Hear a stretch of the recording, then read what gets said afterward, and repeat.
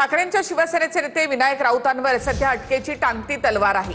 ठाणे न्यायालयानं अंतरिम जामीन अर्ज फेटाळला आहे। सून गिरिजा राऊतांच्या कौटुंबिक छळाच्या तक्रारीनंतर विनायक राऊतांच्या अडचणी वाढल्या। ठाकरेंच्या शिवसेनेचे नेते विनायक राऊतांवर अटकेची टांगती तलवार आहे।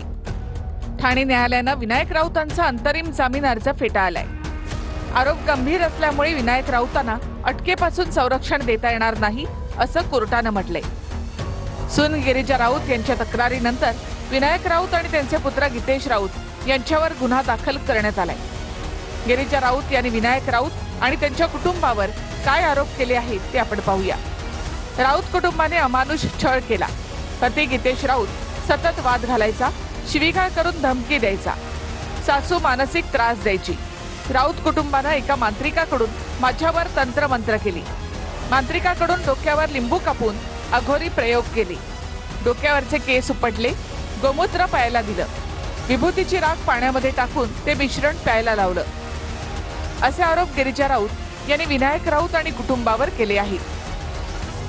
विनायक राऊतांच्या अटकपूर्व जामिनावर 23 तारखेला सुनावणी होणार आहे, पण त्यापूर्वीच विनायक राऊतांना अटक होण्याची शक्यता आहे।